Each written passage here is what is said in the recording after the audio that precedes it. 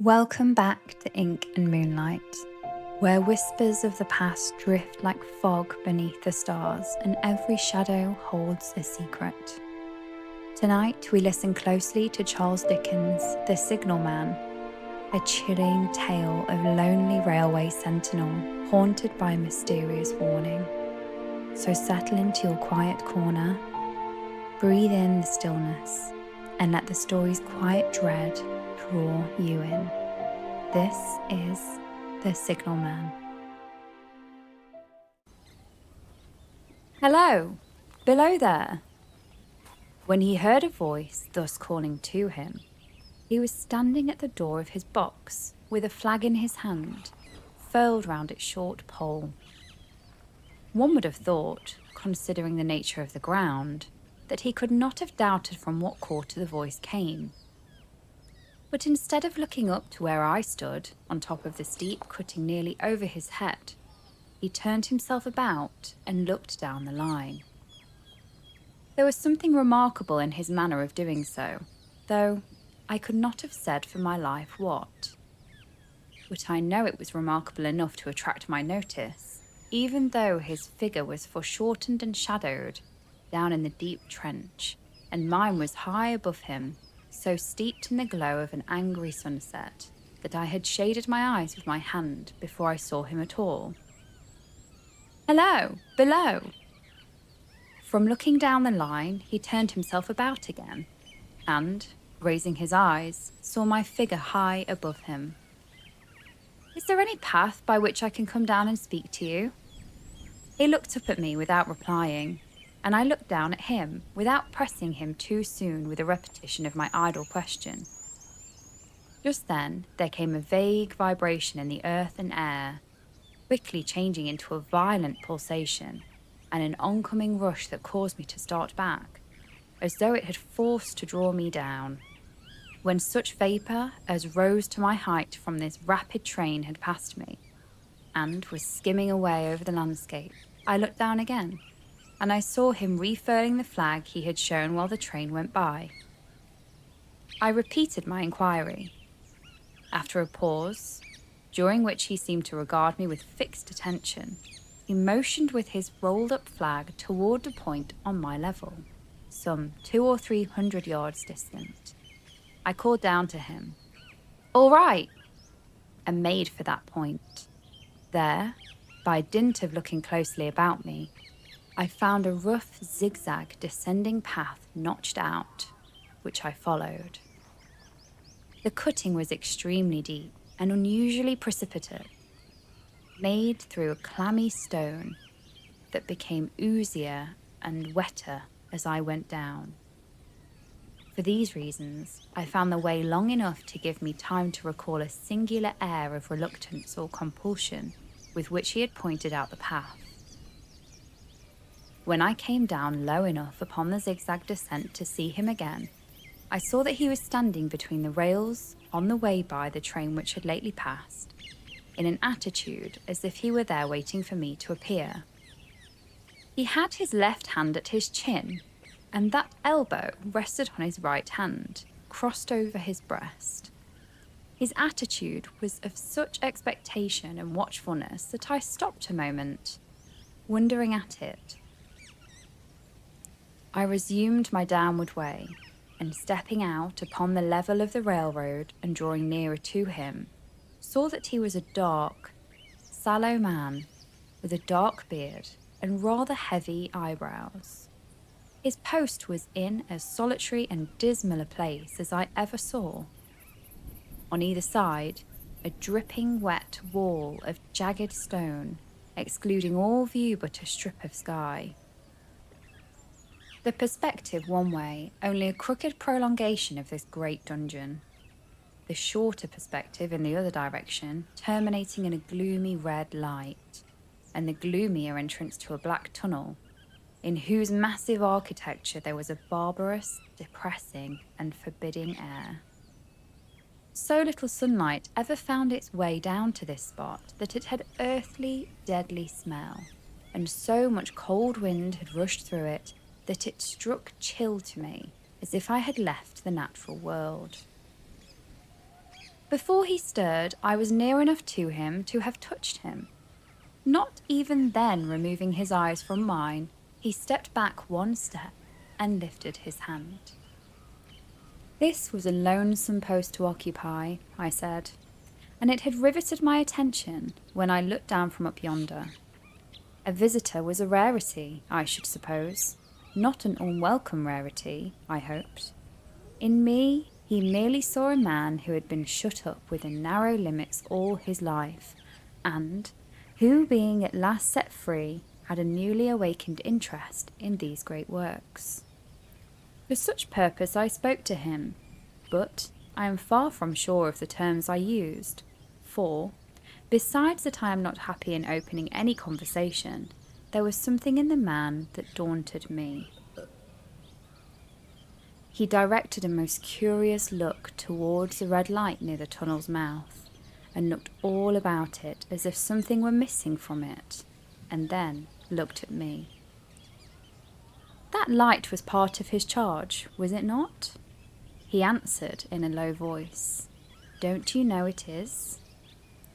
The monstrous thought came into my mind as I perused the fixed eyes and the saturnine face that was a spirit, not a man. I have speculated since whether there may have been an infection in his mind.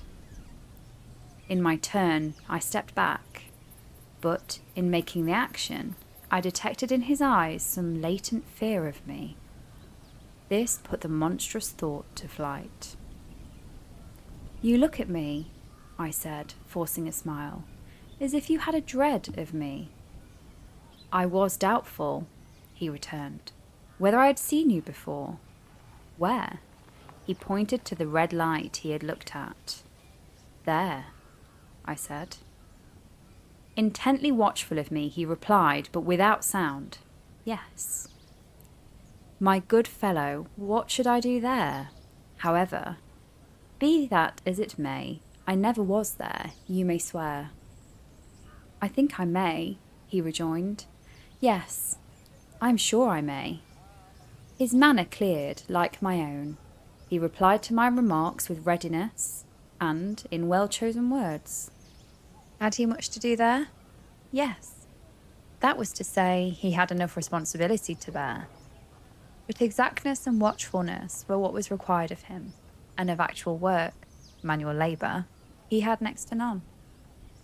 Change that signal, to trim those lights, and to turn this iron handle now and then, was all he had to do under that head. Regarding those many long and lonely hours of which I seemed to make so much, he could only say that the routine of his life had shaped itself into that form. He had grown used to it. He had taught himself a language down here, if only to know it by sight, and to have formed his own crude ideas of its pronunciation, could be called learning it. He had also worked at fractions and decimals, and tried a little algebra. But he was, and has been as a boy, a poor hand at figures. Was it necessary for him, when on duty, always to remain in that channel of damp air? And could he never rise into the sunshine from between those high stone walls? Why, that depended upon times and circumstances. Under some conditions, there would be less upon the line than under others, and the same held good as to certain hours of the day and night. In bright weather, he did choose occasions for getting a little above these lower shadows, but, being at all times liable to be called by his electric bell, and at such times listening for it with redoubled anxiety, the relief was less than I would suppose. He took me into his box, where there was a fire, a desk for an official book in which he had to make certain entries, a telegraphic instrument with its dial, face and needles, and the little bell of which he had spoken.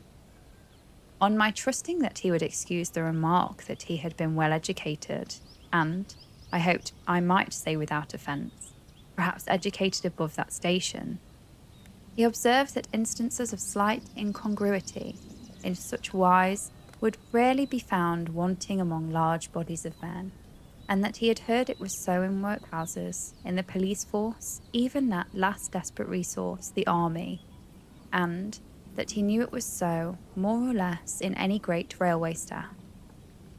He had been, when young, if I could believe it, sitting in that hut, he scarcely could, a student of natural philosophy, and had attended lectures. But he had run wild, misused his opportunities, gone down, and never risen again. He had no complaint to offer about that. He had made his bed, and he lay upon it. It was far too late to make another. All that I have here condensed, he said in a quiet manner, with his grave, dark regard divided between me and the fire. He threw in the word "sir" from time to time, and especially when he referred to his youth, as though to request me to understand that he claimed to be nothing but what I found him. He was several times interrupted by the little bell, and had to read off messages and send replies. Once he had to stand without the door and display a flag as a train passed, and make some verbal communication to the driver.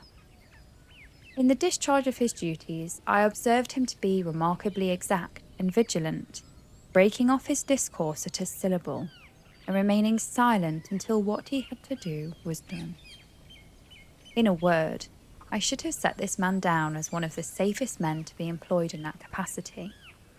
But the circumstance that while he was speaking to me, he twice broke off with a little fallen colour, turned his face towards the little bell when it did not ring, opened the door of the hut, which was kept shut to exclude the unhealthy damp, and looked out towards the red light near the mouth of the tunnel. On both of those occasions, he came back to the fire with an inexplicable air upon him, which I had remarked without being able to define when we were so far asunder. Said I, when I rose to leave him, "You almost make me think that I have met with a contented man."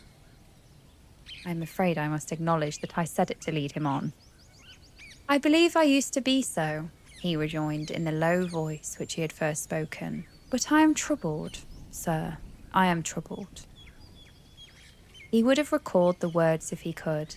He had said them, however, and took them up quickly. "With what? What is your trouble?" "It is very difficult to impart, sir. It is very, very difficult to speak of. If you ever make me another visit, I will try to tell you. But I expressly intended to make you another visit. Say, when shall it be?" "I go off early in the morning, and I shall be on again at 10 tomorrow night, sir." "I will come at 11. He thanked me, and went out at the door with me.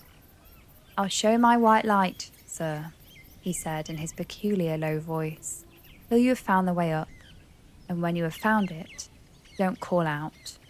And when you are at the top, don't call out." His manner seemed to make the place strike colder to me. But I said no more reply than, "Very well. And when you come down tomorrow night, don't call out. Let me ask you a parting question. What made you cry, 'Hello, below there,' tonight?" "Heaven knows," said I. "I cried something to that effect." "Not to that effect, sir. Those were the very words. I know them well." "Admit those were the very words. I said them, no doubt, because I saw you below." "For no other reason?" "What other reason could I possibly have?" "You had no feeling that they were conveyed to you in any supernatural way?" "No." He wished me good night and held up his light. I walked by the side of the down line of rails, with a very disagreeable sensation of a train coming behind me, till I found the path. It was easier to mount than descend, and I got back up to my inn without any adventure. Punctual to my appointment, I placed my foot on the first notch of the zigzag next night, as the distant clocks were striking 11.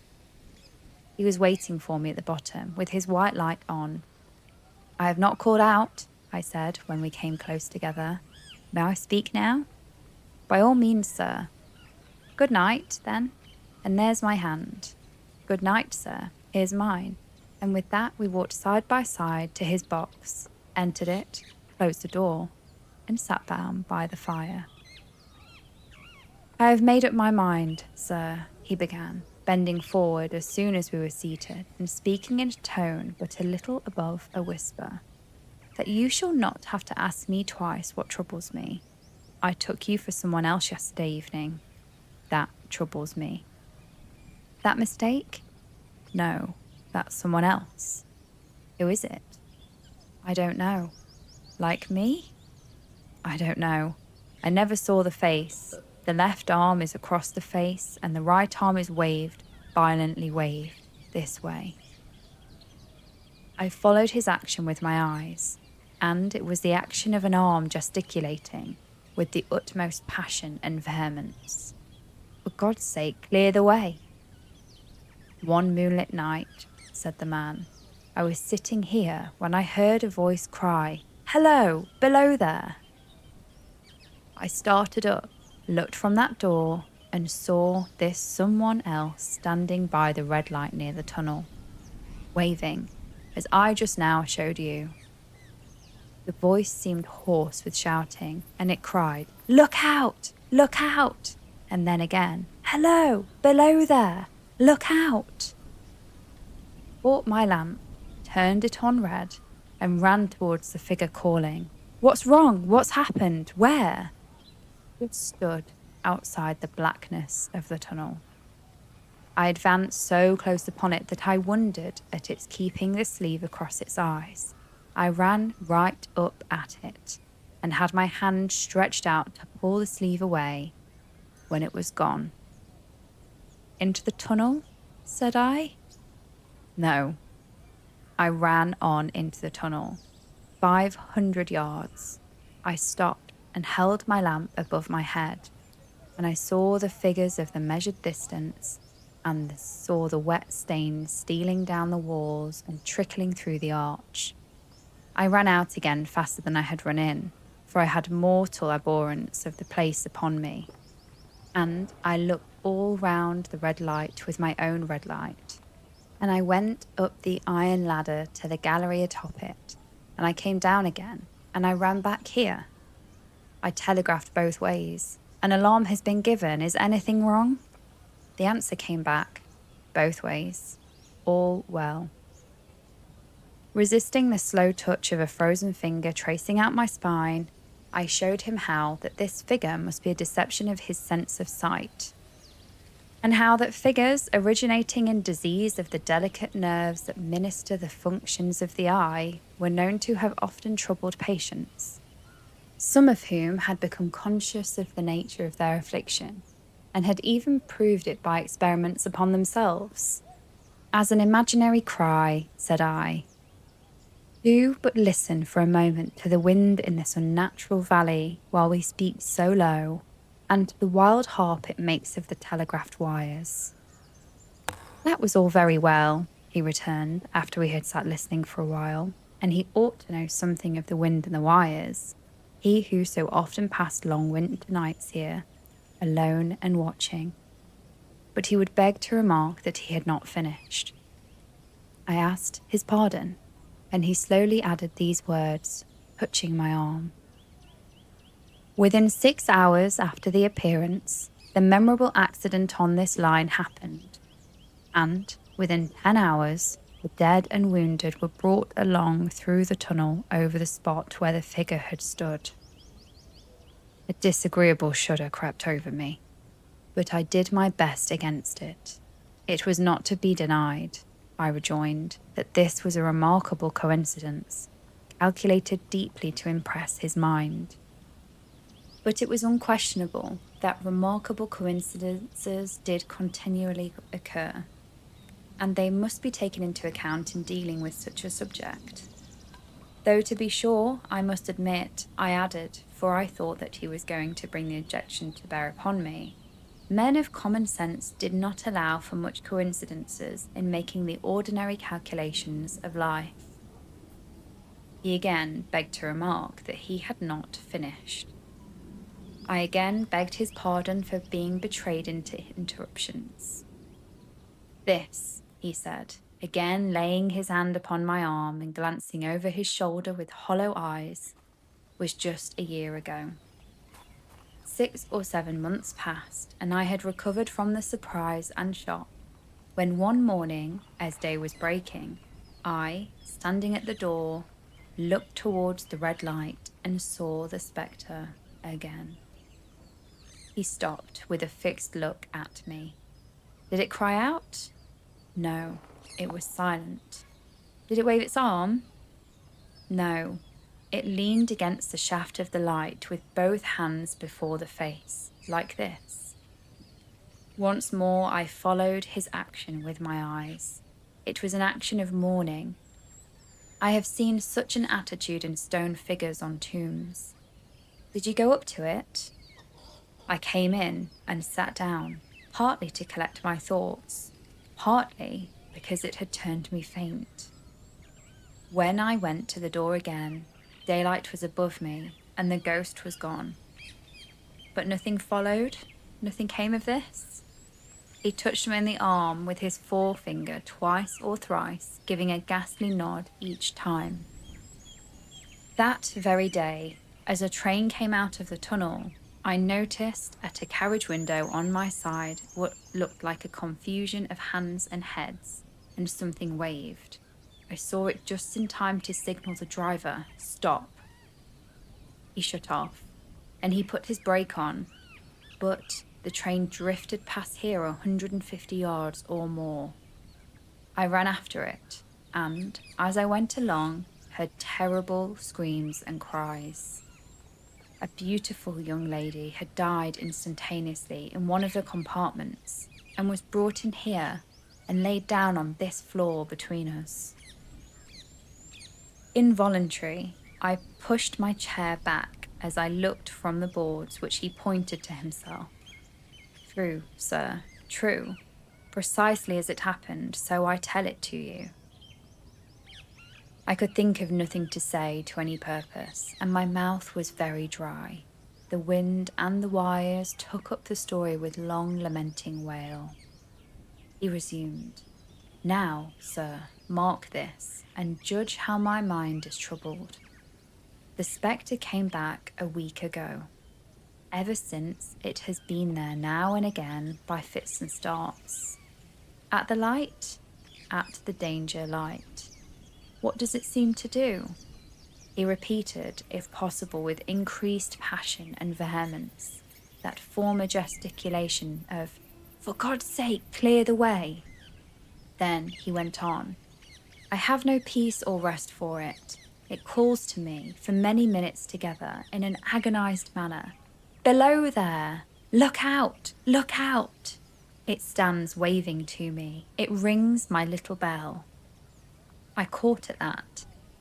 "Did it ring your bell yesterday evening when I was here and you went to the door?" "Twice." "Why, see," said I, "how your imagination misleads you.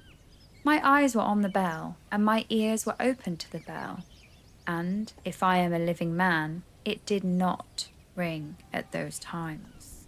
No, nor at any other time, except when it was rung in the natural course of physical things by the station communicating with you." He shook his head. "I have never made a mistake as to that yet, sir. I have never confused the spectre's ring with the man's. The ghost's ring is a strange vibration in the bell, that it derives from nothing else, and I have not asserted that bell stirs to the eye. I don't wonder that you failed to hear it, but I heard it." "And did the spectre seem to be there when you looked out?" "It was there." "Both times?" he repeated firmly. "Both times." "Will you come to the door with me and look for it now?" He bit his lip, as though he were somewhat unwilling, but arose. I opened the door and stood on the step while he stood in the doorway. There was the danger light. There was the dismal mouth of the tunnel. There were the high, wet stone walls of the cutting. There were the stars above them. "Do you see it?" I asked him, taking particular note of his face. His eyes were prominent and strained, but not very much more so, perhaps, than my own had been when I had directed them earnestly towards the same spot. "No," he answered, "it's not there." "Agreed," said I. We went in again, shut the door, and resumed our seats. I was thinking how best to improve this advantage, if it might be called one, when he took up the conversation in such a matter-of-course way, so assuming that there could be no serious question of fact between us, that I felt myself placed in the weakest of positions. "By this time you will fully understand, sir," he said, "that what troubles me so dreadfully is the question, what does the spectre mean?" I was not sure, I told him, that I did fully understand. "What is it warning against?" he said, ruminating with his eyes on the fire and only by times turning them to me. "What is the danger? Where is the danger? There is danger overhanging somewhere on the line. Some dreadful calamity will happen. It is not to be doubted this third time after what has gone before. But surely this is a cruel haunting of me. What can I do?" He pulled out his handkerchief and wiped the drops from his heated forehead. "If I telegraph danger on either side of me, or on both, I can give no reason for it," he went on, wiping the palms of his hands. "I should get into trouble and do no good. They would think I was mad, that this is the way it would work. Message: danger, take care. Answer: what danger, where? Message: don't know, but for God's sake, take care. They would displace me. What else could they do?" His pain of mind was most pitiable to see. It was the mental torture of a conscientious man, oppressed beyond endurance by unintelligible responsibility involving life. "When it first stood under the danger light," he went on, putting his dark hair back from his head and drawing his hands outward across his temples in an extremity of feverish distress, "why not tell me where that accident was to happen, if it must happen? Why not tell me how it could be averted, if it could have been averted? When on this second coming, it hid its face, why not tell me instead, she is going to die? Let them keep her at home. If it came on those two occasions only to show me that its warnings were true, and so to prepare me for the third, why not warn me plainly now? And I, Lord help me, a mere poor signalman on this solitary station. Why not go to somebody with credit to be believed and power to act? When I saw him in this state, I saw that for the poor man's sake, as well as for public safety, what I had to do for the time was compose his mind. Therefore, setting aside all question of reality or unreality between us, I represented to him that whoever thoroughly discharged his duty must do so well, and that at least it was his comfort that he understood his duty, though he did not understand these confounding appearances. In this effort I succeeded far better than in the attempt to reason him out of his conviction. He became calm. The occupations incidental to his post as the night advanced began to make too large a demands on his attention, and I left him at 2 in the morning. I had offered to stay through the night, but he would not hear of it. That I more than once looked back at the red light as I ascended the pathway, that I did not like the red light, and that I should have slept but poorly if my bed had been under it, I see no reason to conceal. Nor did I like the 2 sequences of the accident and the dead girl. I see no reason to conceal that either. But what ran most in my thoughts was the consideration, how ought I to act, having become the recipient of this disclosure? I had proved the man to be intelligent, vigilant, painstaking, and exact. How long might he remain so in his state of mind? Though in a subordinate position, Still, he held an utmost important trust. And would I, for instance, like to stake my own life on the chances of his continuing to execute it with precision? Unable to overcome a feeling that there would be something treacherous in communicating what he had told me to his superiors in the company, without first being plain with himself and proposing a middle course to him, I ultimately resolved to offer to accompany him, otherwise keeping his secret for the present, to the wisest medical practitioner we could hear of in those parts, and to take his opinion. A change in his time of duty would come round next night. He had appraised me, and he would again be off an hour or two after sunrise, and on again soon after sunset. I had appointed to return accordingly. Next evening was a lovely evening, and I walked out early to enjoy it. The sun was not quite down when I traversed the field path near the top of the deep cutting. I would extend my walk for an hour, I said to myself, half an hour on and half an hour back, and it would then be time to go to my signalman's box. Before perusing my stroll, I stepped to the brink and mechanically looked down from the point from which I had first seen him. I cannot describe the thrill that seized upon me when, close at the mouth of the tunnel, I saw the appearance of a man with his sleeve across his eyes, passionately waving his right arm.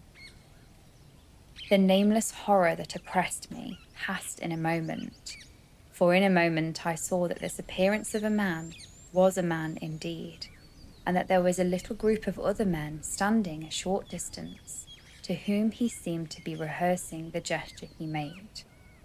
The danger light was not yet lighted. Against its shaft, a little low hut, entirely new to me, had been made of some wooden supports and tarpaulin. It looked no bigger than a bed. With an irresistible sense that something was wrong, with a flashing, self-reproachful fear that fatal mischief had come of my leaving the man there, and causing no one to be sent out to overlook or correct what he did, I descended the notched path with all the speed I could make. "What is the matter?" I asked the man. "Signalman. Killed this morning, sir." "Not the man belonging to that box?" "Yes, sir." "Not the man I know?" "You'll recognize him, sir, if you knew him," said the man who spoke for the others, solemnly uncovering his own head and raising the end of the tarpaulin, for his face is quite composed. "Oh, how did this happen? How did this happen?" I asked, turning from one to another as the hut closed in again. "He was cut down by an engine, sir. No man in England knew his work better, but somehow he was not clear of the outer rail. It was just at broad day. He had struck the light and had the lamp in his hand. As the engine came out of the tunnel, his backwards towards her, and she cut him down. That man drove her and was showing how it happened. Show the gentleman, Tom." The man, who wore a rough, dark dress, stepped back to his former place at the mouth of the tunnel. "Coming round the curve in the tunnel, sir," he said, "I saw him at the end, like as if I saw him down a perspective glass. There was no time to check speed, and I knew him to be very careful. As he didn't seem to take his heed of the whistle, I shut it off when we were running down upon him, and called to him as loud as I could call." "What did you say?" "I said, 'Below there! Look out! Look out! For God's sake, clear the way!'" I started. It was a dreadful time, sir. I never let off calling to him. I put this arm before my eyes not to see, and I waved this arm to the last, but it was no use. Without prolonging the narrative to dwell on any one of its curious circumstances more than on any other, I may, in closing it, point out the coincidence that the warning of the engine driver included, not only in the words which the unfortunate signalman had repeated to me as haunting him, but also the words which I myself, not he, had attached, and that only in my own mind, to the gesticulation he had imitated. And so, the signalman's warning echoes on, a haunting reminder that some messages come from beyond the veil. Thank you for joining me beneath the stars and moonlight. If this story sent a shiver or stirred a shadow of wonder, please subscribe and return for more timeless tales each week. Until next time, sleep well, dream deeply, and may the moonlight guide you home.